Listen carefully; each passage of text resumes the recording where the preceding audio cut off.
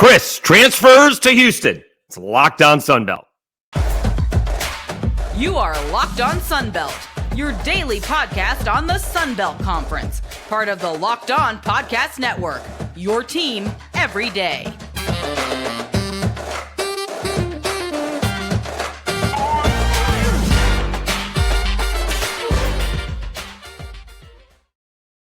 All right, Dave Schultz, Locked On Sunbelt, your team every day. Today's episode brought to you by Gametime. Download the Gametime app, create an account, and use code LOCKEDON for $20 off your first purchase. All right, we will talk about Houston getting Zion Chris. We got the big JMU Ragin Cajuns basketball game here tonight in Lafayette, and Marshall gets a win on the road against Monroe, and we'll take another quick look at maybe the lines, the spreads for tonight's Sunbelt basketball games. But the big news yesterday, of course, about 20 minutes after I post, maybe 30 minutes after I post the podcast about should there be deadlines in the transfer portal, and had a good discussion on Twitter yesterday. Zion Chris, former Ragin Cajuns quarterback, ends up at Houston. All right, so that's a Power 5 team. They're in the Big 12. New coach, Willie Fritz. The only thing is there is an incumbent quarterback. All right. So maybe Willie Fritz is like, he's incumbent because he started last year, and that's Donovan Smith. Donovan Smith transferred from Texas Tech to Houston. He played okay last year. No great shakes in playing for Dana Holgerson. About 65% completion percentage, 2,800 yards, 22 touchdowns. 13 interceptions. Again, not awful. Did have 6 rushing touchdowns and about 430 yards on the ground. So it would appear to me from the outside, I don't know anything, is that Willie Fritz is telling Zion Chris, you're going to have a chance to compete. All right, come on in here, play like you know you can, and the starting job will be yours. I'm sure he's telling Donovan Smith the same thing. Donovan, we got to bring in some depth. We got a good quarterback prospect here. Iron sharpens iron. You know, if you play well, if you play well enough to get the starting job, you'll get it. All right. You'll have a chance to compete. Right. And a lot of times, that's all these guys really want. All right. Is a chance to compete. However, that's not the day and age that we're in these days. All right. Very, very few times do you see that. And you got to kind of, one of the biggest ones was, and I know he's not playing well now and he's lost his job, but was, Russell Wilson, right? Russell Wilson was brought into Seattle after, as we're going to, get to you eventually, but he was better than Matt Flynn. And it didn't matter that Matt Flynn had signed this huge contract and signing bonus. They let Matt Flynn go. Russell Wilson was the starting quarterback. And, Pete Carroll was like, I can't start this guy who isn't better than this guy. So that's one of the few times that I believe that that's happened that I can remember. But in this day and age, it's usually like, you're going to start, right? We hear that all the time. He wasn't brought in not to start. We can go back to, South Alabama and, Carter Bradley. Carter didn't have a whole lot of experience. He had a little bit of experience here and there. He's the son of an NFL coach, but that doesn't necessarily help you a whole lot just to get the starting job. And so he had to beat out, and he clearly did beat out Desmond Trotter in his first camp there. But he was probably brought into, he's going to play. He's going to be the guy. So I do find the move very interesting. My guy, Parker Ainsworth, he is the host of, let's get this name right, Locked On Cougs, right? Does a great job with the Houston Locked On podcast. And he tweeted, my initial thought is in 2024, there's room to play for both. Okay. Do we go with the old adage? If you have 2 quarterbacks, you don't have any. And these 2 are the same, right? Zion Chris will go over his numbers. He only played in a handful of games. All right. So he had more yards on the ground, almost 500 and only 73 carries, also 6 touchdowns. He completed over almost 67% of his passes and had 11 touchdowns and 5 interceptions. He had to step in for the injured Ben Woldridge and, played pretty well. Did well at UAB, almost gave the game away against Buffalo, played okay against Minnesota in the first half. Texas State, was spectacular, fell short in his comeback against Georgia State, played incredible against South Alabama, and then did not play well against Arkansas State before he got hurt. And that was the end of his season. And then went into the transfer portal on signing day, and now has come out. So you hope that, he got a little bit of cash. That's right. Tillman Fertitta, right? The Rockets owner, big Houston alum, filling up the coffers there with the NIL. So you hope he got a little bit of cash, right? He's also, again, he's going to be in the Big 12. All right. So that's an upgrade, obviously, over the Sun Belt. But you hope he gets the job, right? And you hope it's really hard to play two quarterbacks, right? This is not like we're going to spell Derek Carr with Taysom Hill and bring in some plays, right? Are we going to switch? Someone's going to have to be the starter. Quarterback is a very different animal. For the most part, right? Offensive line doesn't switch out. Maybe once in a blue moon, someone gets a set of downs. Defensive line switches out. I think linebackers usually stay the same. Corners stay the same. Obviously, running backs are in and out. Wide receivers are in and out, but usually quarterbacks are not. For the Cajuns a few years ago, right, fans will remember in Billy Napier's first year, there was Andre Nunez. He was the quarterback, and no matter what happened, Levi Lewis was going to get one series every fourth series. So it didn't matter if Nunez led on 3 straight quarterback TD drives. The fourth possession was going to go to Levi Lewis. And it didn't matter what Levi Lewis did. If the team was struggling and he led him on a touchdown drive, he was coming out. All right. So at one point in time, I always made this joke, he led the nation in rushing yards per handoff because 3 times he had an 80-yard or 75-yard handoff. It wasn't him. It was either Eli Mitchell or Raymond Clay Jr. One play, hand it off, touchdown. Happened 3 times in the season. It was crazy.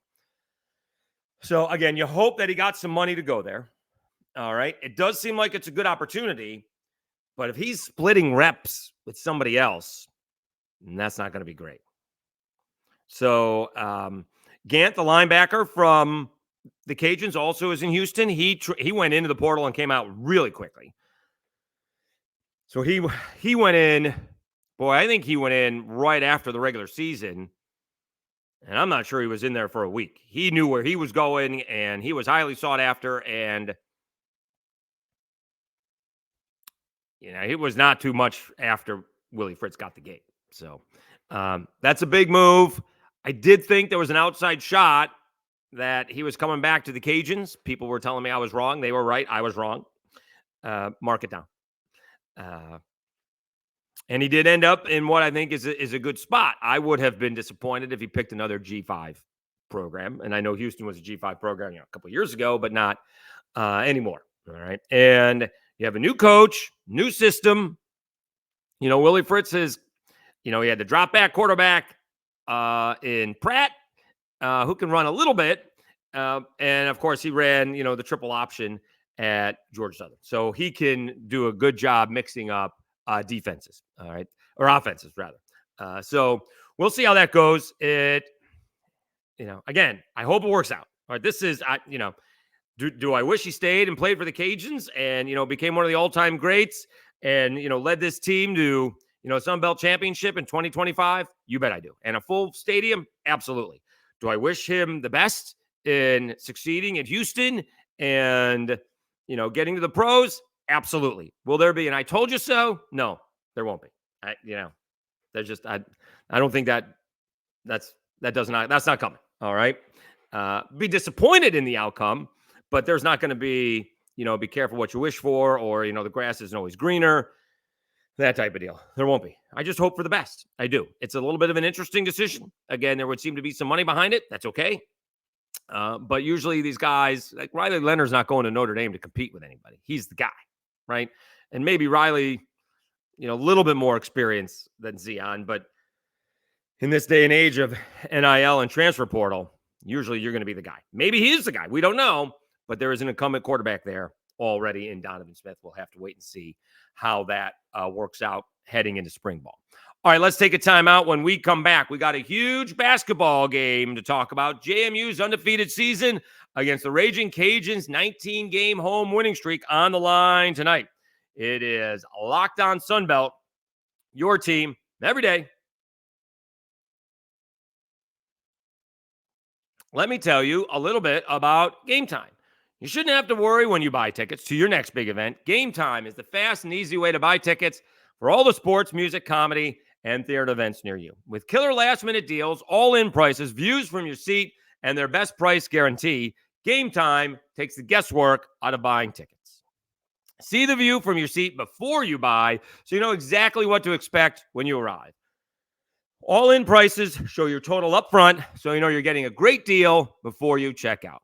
Buy tickets in seconds with 2 taps. Take the guesswork out of buying tickets with Gametime. Download the Gametime app, create an account, and use code LOCKEDON for $20 off your first purchase. Terms apply. Again, create an account and redeem code LOCKEDON, locked on, for $20 off. Download Gametime today. Last minute tickets, lowest price guaranteed.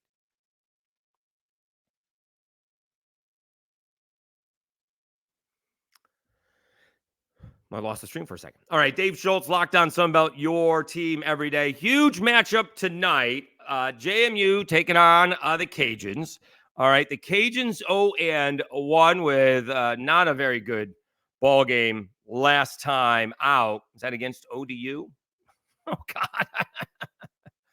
God. No, that was South Alabama played ODU. Oh, my goodness. They lost at Marshall. All right, so Marshall's won a couple in a row. Okay. So now they're playing James Madison, and James Madison has had quite the season, right? They went to Michigan State, beat Michigan State by 3. They had a ridiculous ending against Kent State where they won 113-108, and they were down 5 left to go. Was it even that much? Let's check out the actual play-by-play. It actually was in 2 overtimes, but I thought the craziness sent it to the first overtime. All right, let's see what we got here, because it's going to be forgotten because it was in November at the MAC SBC Challenge, but it was Chris Payton. This is on ESPN.com play-by-play. Chris Payton Chris Payton Jr. for Kent State makes 2 free throws. There's 3 seconds left. 89-84. Noah Friedel makes a 3-pointer. It's 89-87 with like 1 second left. You got to get the ball inbounds. All you got to do is throw it up in the air and have someone touch it on the other side of the court. I don't know what they're doing. But they got Kent State was called for an offensive foul. So now JMU is going to take it out of bounds underneath their own basket. And for some reason, Kent is playing man-to-man. This is the reason you play zone, because a couple of picks got, I believe, Friedel free for a layup that tied the ball game up. So down 5 with 3 seconds left to go, they tie the ball game up at 89. They win it in double overtime, 113-108. And they have not lost since. They keep on rolling along.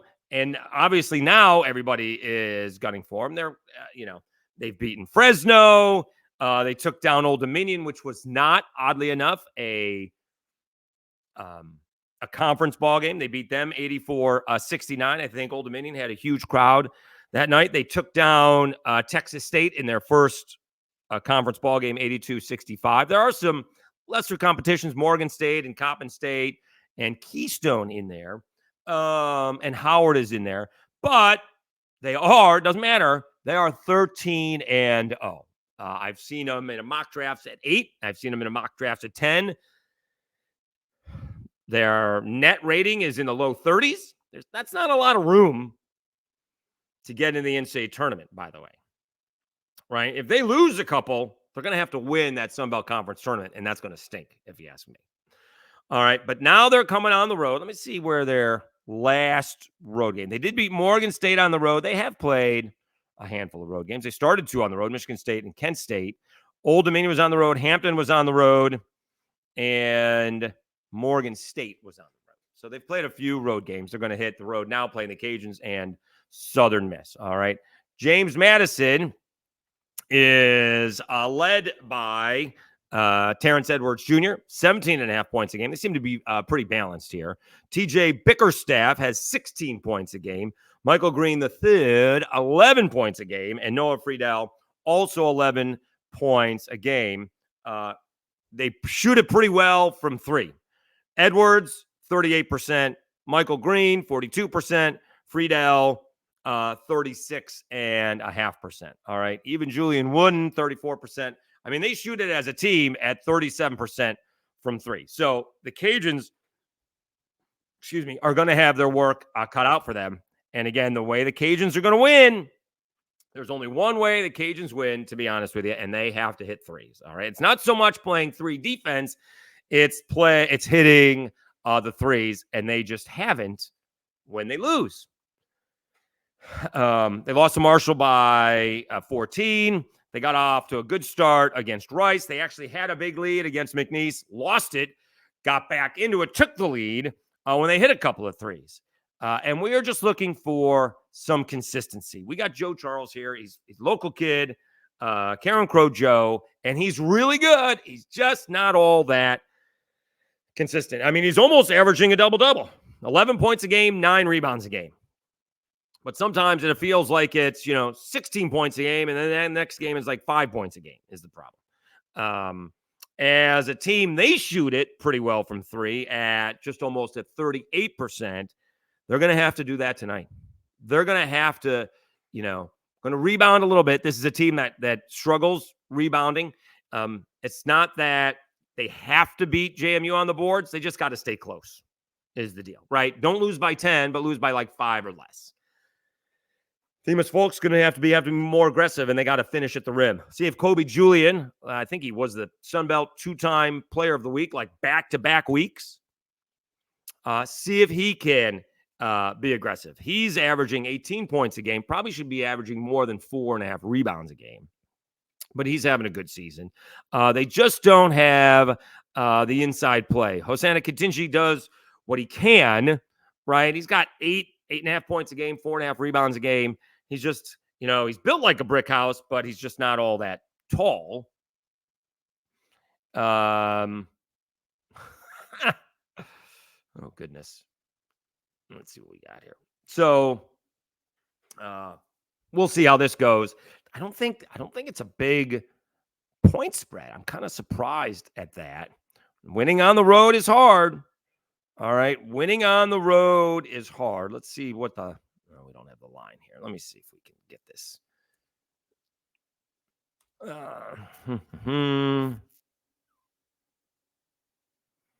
Let's see here. Boom, boom, boom, boom, boom. Scores. Now it will not let me stay on the U.S. site. I go back and forth from the U.S. site to the. Well, let me do it. Let's see what the line is. See if I can do it here. I thought I saw it was JMU by just a couple. Let me see. No, it's not giving me. You know what? Let's check the phone. It'll be in the phone. All right. Sorry about this. Should have done it but I hadn't thought about it yet. So we're going to the FanDuel app. All right. And see what we can find there.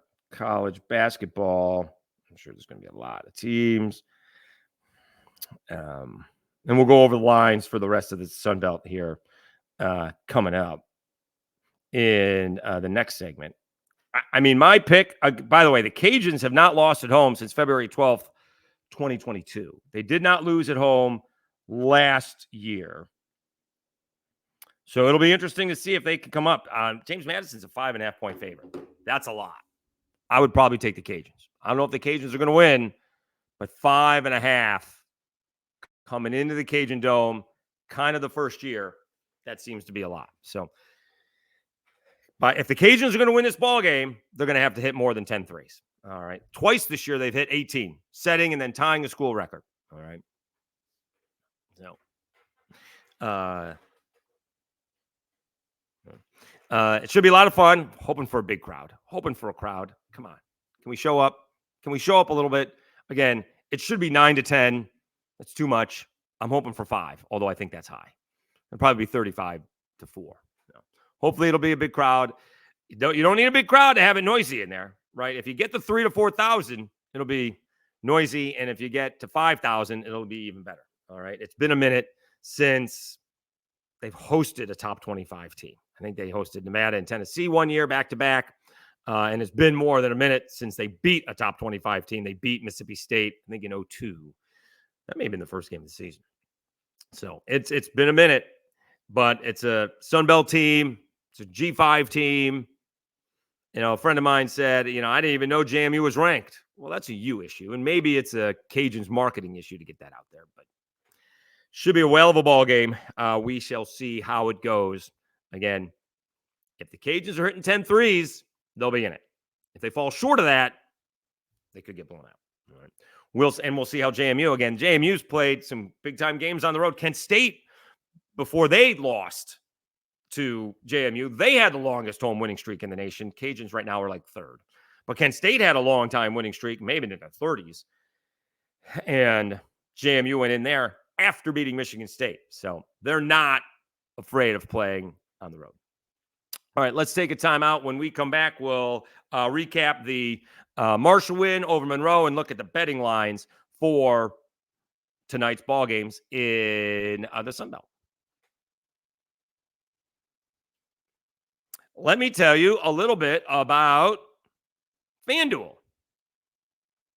The NFL regular season is wrapping up, but there's still time to get in on the action with FanDuel, America's #1 sportsbook. Right now, new customers get $150 in bonus bets guaranteed when you place a $5 bet. That's $150 in bonus bets, win or lose. The app is so easy to use, and there's so many different ways to bet, like live same-game parlays. Find bets in the new Explore tab. Make a parlay in the Parlay Hub, the best way to find popular parlays, and more. So visit FanDuel.com/lockedon and make your first bet a layup.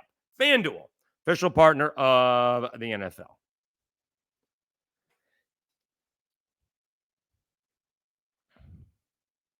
Dave Schultz, Locked On Sunbelt, your team every day.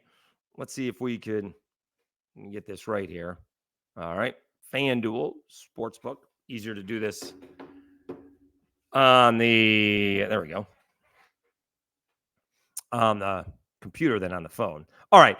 Quickly, last night, Monroe hosted Marshall, and all of a sudden Marshall may be turning things around. Them and Southern Miss, who had both great wins last year, great seasons last year, both off to uneven starts, one might say. But Marshall's now won 2 in a row. Let me see if it's any more than that.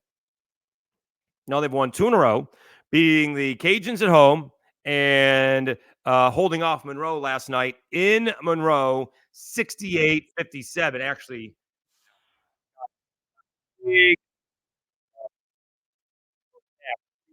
21 first half, and then looks like they kind of coasted from there. Let's see who led the way. I'm never going to be able to say this guy's name right. This is a great name.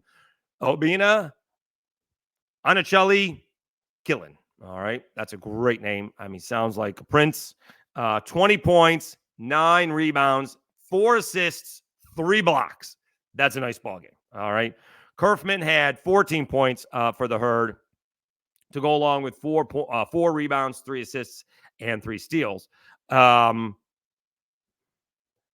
Nagapot, again, I don't know how to say his name. I apologize. For the Warhawks, actually came off the bench and scored 25 points, or scored 12 points.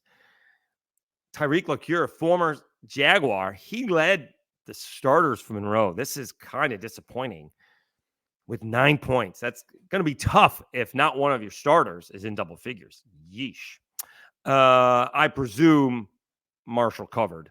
Let me see. It's not going to tell me. Okay. I presume Marshall covered in that ballgame. All right, so let's check out the lines Let's see if okay. So we told you James Madison, 5.5-point favorites here against the Cajuns. I would probably take the Cajuns in that one. It's not the worst of all ideas to do the money line there. James Madison minus 260, but the Cajuns are plus 205. So that's not the worst of all ideas. Can you separate that? No, it doesn't seem. All right, so let's go down the list. Can't separate it by conference. So let's see if we can scroll down and check out the rest of the Sun Belt. Troy hosting Old Dominion. You know Old Dominion is going to want to bounce back, but Troy is a 4.5-point favorite. At home, I would take the Trojans over the Monarchs in that one. Interestingly enough, South Alabama is a 3.5-point underdog at home. I may take South Alabama there. App State may be better. And South Alabama's coming off a ridiculous come-from-behind victory. So actually, maybe App State's the play there. Tough to bet on road teams in the Sun Belt is my only thing. All right. Arkansas State is a 9.5-point favorite at home against Georgia Southern. That's pitting the two former Alabama assistants that are now head coaches in the Sun Belt. I would take Georgia Southern in this one. I think Arkansas State's going to win, but I think Georgia Southern's going to cover. That's a 9.5-point spread. In Arkansas State like 4-8. That's a big point spread. I know Georgia Southern is like 1-12. I get it. But that's a big point spread for a team that's 4-8. So I would take Georgia Southern in that one to cover. Arkansas State will probably win. Texas State, I had 8.5-point favorite over Coastal Carolina. I would take the Bobcats there. Southern Miss looking to bounce back over their loss to Georgia Southern. They're 3.5-point favorites over Georgia State.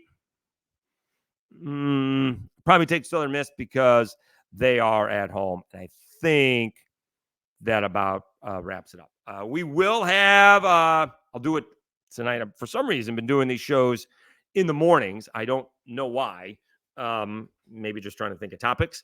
But we will have, I will definitely put one together first thing in the morning or, late tonight. We'll wrap it up. I'll have an instant recap, and we'll wrap up the JMU and Cajuns game, and we'll go down the Sun Belt, the Sun Belt slate as well. So we'll recap all of that for tomorrow's episode, and that'll be up first thing in the morning. All right. Thank you so much for tuning in. Really appreciate it. We've had some really good responses, right? Last month was the best month ever. Last week was the best week ever. This week may be the best week ever. So really appreciate all of the support and all of the views, and keep those comments coming. It is me answering the comments, although it does say Locked on Sunbelt. It is me with another good hair day. All right. Again, thank you so much for tuning in and watching Locked on Sunbelt, your team every day. You are